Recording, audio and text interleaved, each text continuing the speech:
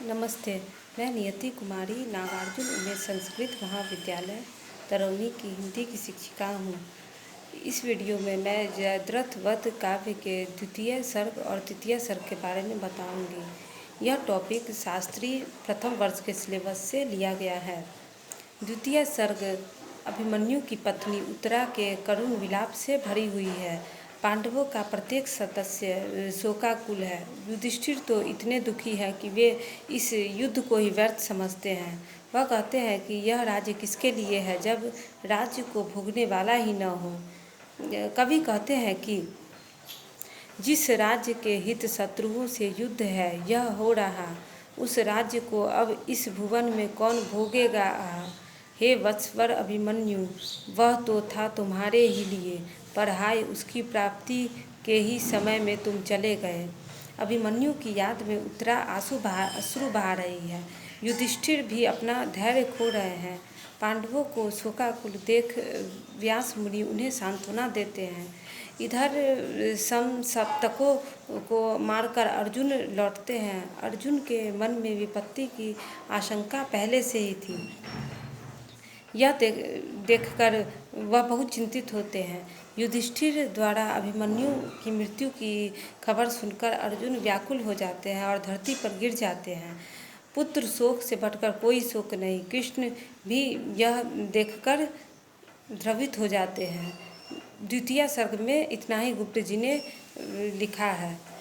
अब हम तृतीय सर्ग के विषय में चर्चा करेंगे। इस सर्ग में गुप्त जी कहते हैं कि शोक में सांत्वना की जरूरत होती है। अर्जुन को देखकर भगवान कृष्ण उसे समझाते हैं कि अभिमन्यु की मृत्यु का दुख सभी को है, किंतु संसार क्षणभंगुर है। अभिमन्यु तो वीर था, उसने क्षत्रियोचित कर्तव्य का निष्ठा से पालन किया, परंतु तुम लोगों के शोकाकुल होने से अर्थात तुम लोग यदि शोक में दुखी रहोगे तो शत्रु खुश होंगे। क्या तुम उन शत्रुओं को इस पाप का फल नहीं दोगे। कृष्ण के माध्यम से कवि कहते हैं कि मारा जिन्होंने युद्ध में अभिमन्यु को अन्याय से, सर्वस्व मानो है हमारा, हर लिया दुरुपाय से। हे वीरवर, इस पाप का फल क्या उन्हें दोगे नहीं। हम बैर का बदला कहो क्या शीघ्र तुम लोगे नहीं।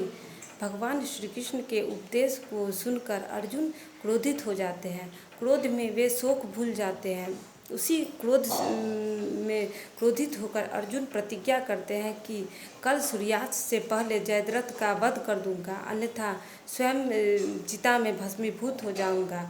अर्जुन की प्रतिज्ञा सुनकर जयद्रथ बहुत घबरा जाते हैं और दुर्योधन के पास जाते हैं। वह प्राण रक्षा हेतु अन्यत्र जाने की इच्छा व्यक्त करते हैं, किंतु दुर्योधन उसे यही रहने की सलाह देता है कि तुम यहीं रहो, यहीं तुम सुरक्षित है, हम कौरव सेना तुम्हारी रक्षा करेंगे। दुर्योधन कहता है कि अर्जुन ने प्रतिज्ञा करके मेरा ही काम सरल कर दिया है। कल शाम तक अर्जुन यहाँ नहीं पहुँच पाएगा और उसे स्वयं को भस्मीभूत करना होगा। अर्जुन के बिना धर्मराज का जीवित रहना असंभव है। इस प्रकार मेरी जीत निश्चित है। इधर पांडवों को सांत्वना देकर कृष्ण शवदाह के लिए जाते हैं। भगवान कृष्ण को देखकर सुभद्रा उसी प्रकार रोने लगती है जिस प्रकार बच्चों के बिछुड़ने से गाय रंभाने लगती है। द्रौपदी, उत्तरा सभी के विलाप से वातावरण एकदम दुखमय हो जाता है। ऐसी स्थिति में कृष्ण धैर्य धारण करने की सलाह देते हैं। वह कहते हैं कि अभिमन्यु मरा नहीं है, वह तो अपनी कीर्ति से अनंत काल तक के लिए जीवित है। वह कहते हैं कि अर्थात कृष्ण कहते हैं, कौन कह सकता है कि अब अभिमन्यु जीवित है नहीं। जग में सदा को कीर्ति करना है, भला मरना कहीं। सभी को इस दुख से निकालने के लिए कृष्ण अभिमन्यु का दाह संस्कार कर देते हैं। कृष्ण उत्तरा को विशेष रूप से धैर्य देते हैं क्योंकि वह गर्भवती थी। वे कहते हैं कि शरीर तो जल जाता है, परंतु मनुष्य की कीर्ति कभी नष्ट नहीं होती।